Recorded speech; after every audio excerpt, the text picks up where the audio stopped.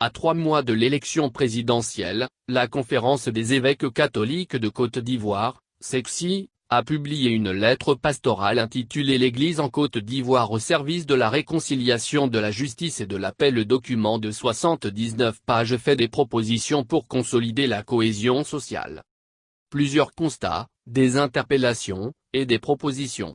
À travers leur lettre pastorale présentée à la presse mardi 21 juillet, les évêques catholiques de Côte d'Ivoire veulent partager avec leurs compatriotes le souci de la construction d'une société ivoirienne toujours plus fraternelle et ouverte à tous, respectueuse de la dignité et des droits de la personne humaine et préoccupée d'établir entre tous les citoyens des liens d'amitié, de confiance et de respect mutuel.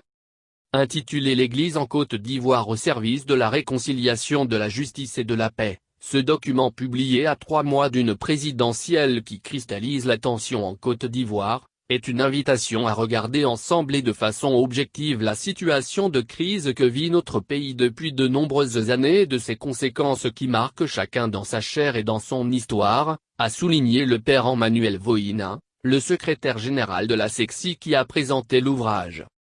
La lettre pastorale composée de 83 points est subdivisée en 3 grandes parties: une église appelée à vivre la communion avec Dieu, les autres et la création, une église communion au service de la réconciliation, de la justice et de la paix, et l'engagement de tous pour la construction d'une société de paix.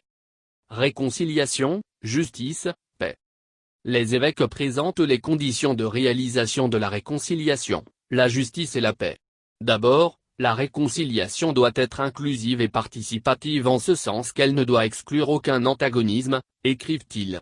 Elle devra être accompagnée par des actes courageux et honnêtes, la rencontre entre les protagonistes de la crise, l'écoute réciproque, la reconstruction d'une histoire commune, l'acceptation du passé douloureux, la prise en compte des souffrances de tous et de chacun, l'acceptation des motivations, des raisons, et des causes de la crise.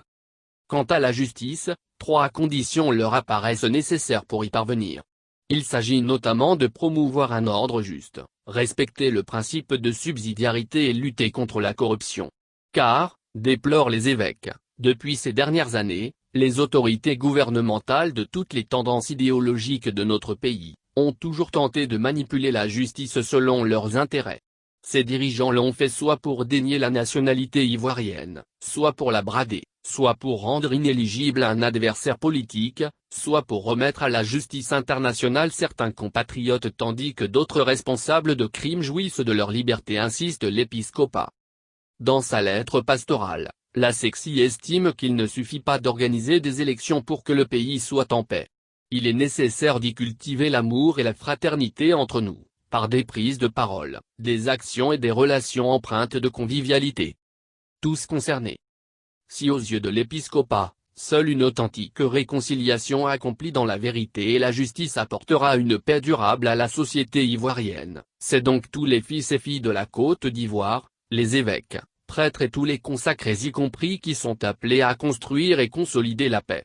À cet effet, l'Église ne pourra contribuer de façon crédible à la construction et la consolidation de la cohésion sociale en Côte d'Ivoire que si les pasteurs et les fidèles laïcs sont réconciliés entre eux.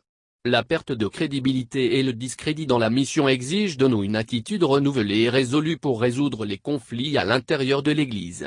Prévient la lettre pastorale qui interpelle le clergé sur sa responsabilité et sa mission prophétique au sein de la société ivoirienne.